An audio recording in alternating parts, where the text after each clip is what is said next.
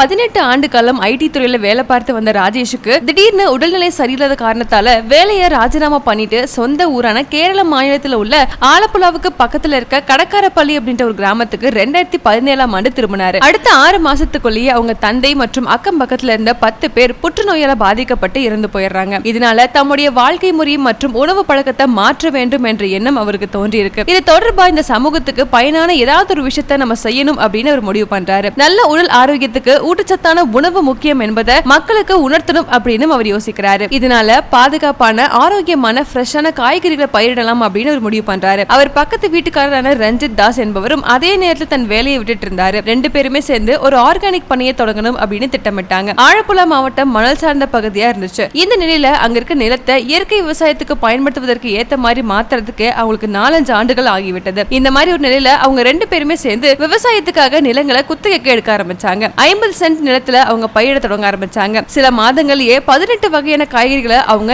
Eat it safe அப்படின்ற பிராண்டோட பெயர்ல விற்பனை பண்ண ஆரம்பிச்சாங்க. அதுக்கப்புறமா அவங்களுடைய விளைபொருட்களுக்கு ஆர்கானிக் சான்றிதழும் கிடைக்க ஆரம்பிச்சிருச்சு. வெள்ளையான்ல உள்ள காலேஜ் ஆஃப் அக்ரிகல்ச்சர் ஆய்வு கூடத்துல இவங்க விளைபொருட்கள் பரிசோதிக்கப்பட்டதுல அதுல 0 லெவல் பூச்சிக்கொல்லிகள் இருந்ததால அது தரமான ஆர்கானிக் விளைபொருட்கள் அப்படின்னு உறுதியாயிருச்சு. இதை தொடர்ந்து 2021 ஆண்டுல அவங்க கிரீன் EIS FPC லிமிடெட் அப்படின்ற நிறுவனத்தை தொடங்கி ஆர்கானிக் விவசாயத்துல ஆர்வமுடைய 354 பேரை அகத்தினரா சேர்த்திருக்காங்க. கிரீன் ஈட் இட் சேஃப் அப்படின்ற இந்த நிறுவனம் தான் கேரளாவுடைய முதல் FPC கம்பெனியா இருக்கு. அதாவது விவசாயிகள் உற்பத்தியாளர்கள் கம்பெனி அப்படின்னு இதுக்கு அர்த்தம். கம்பெனியுடைய விளைபொருட்களுக்கு விரைவிலேயே பல்க் ஆர்டர் குவிய தொடங்குச்சு. பீன்ஸ், சுரைக்காய், புடலங்காய், பாகற்காய், வாழை, தக்காளி, கத்திரிக்காய், தர்பூசணி, சேனைக்கிழங்கு, பூசணிக்காய் மாதிரியான காய்கறிகள் விளைவிக்க ஆரம்பிச்சாங்க. FPC விதிப்படி ராஜேஷுக்கும் ரஞ்சித்துக்கும் விவசாயிகளுக்கு ஆர்கானிக் விவசாயம் பற்றிய பயிற்சிகளையும் வழங்க தொடங்கினாங்க. இதன் மூலமா பலன் பெற்ற விவசாயிகள் தனித்தனியா அவங்க நிலத்துல பயிரிட்டாலும் அதை ஒரே அமைப்பின் மூலமா மொத்தமா கொண்டு வந்து விற்பதற்கு green eat it safe FPC நிறுவனம் ஏற்பாடு பண்ணிருக்காங்க. இதனால விவசாயிகளுக்கு லாபம் பெருகியது மட்டும் இல்லாம தொழிலுக்கு கடன் வாங்கும் வசதியும் உருவாச்சு.